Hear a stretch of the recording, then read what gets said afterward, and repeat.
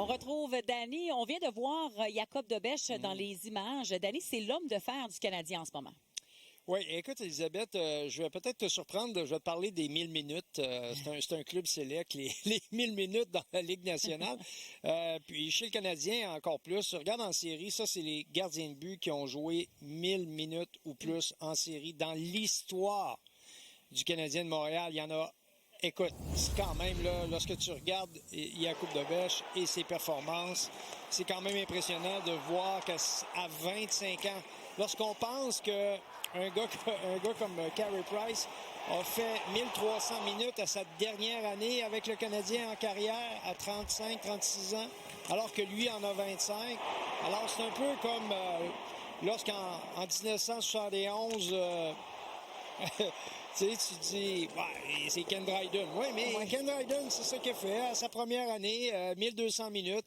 Alors, on est dans ces eaux-là. Moi, ce qui m'impressionne, c'est qu'on a un jeune gardien là qui se pointe comme faisant partie, bien sûr, de l'élite.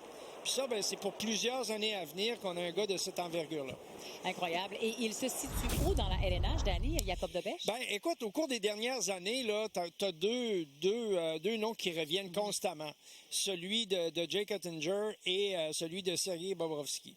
Ça, c'est les deux gars qui ont réussi 3 années consécutives. Donc, ils jouent pour des bonnes équipes, évidemment, mais 3 années consécutives, ils ont atteint le fameux plateau des 1000 minutes pendant des séries éliminatoires, voilà. Alors, pour moi, ça, c'est lorsque tu colles le nom d'un jeune homme comme ça à ces noms-là, qui sont des noms prestigieux dans la Ligue nationale, déjà, c'est vraiment de très, très bon augure pour la suite des événements. Ben oui. Oui, clairement. Et avec les séries qu'il a connues, là, on s'entend qu'il est maintenant le gardien numéro 1. On ne se pose pas de questions, en tout cas pas pour le moment. Mais là, avec Fowler et Montembeault, qu'est-ce qui va arriver avec ces gardiens-là? Ben écoute, Fowler puis Montembeault, on a deux dossiers complètement différents. Si tu regardes les deux jeunes gardiens du Canadien de Montréal, ça coûte même pas 2 millions pour avoir deux gardiens de cette envergure. Je parle de Fowler, évidemment. Donc, Samuel devient la matière pour une transaction d'envergure pour le Canadien de Montréal. On ne souhaite pas personne que Samuel quitte le Canadien, mais ce qu'on souhaite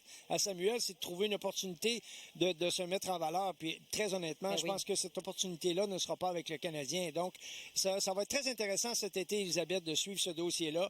Mais on sait qu'on a un gardien de but qui fait partie du club Select, celui des 1000 minutes en série. Incroyable à cet âge-là. Merci beaucoup, Danny. Bon match. Bon match.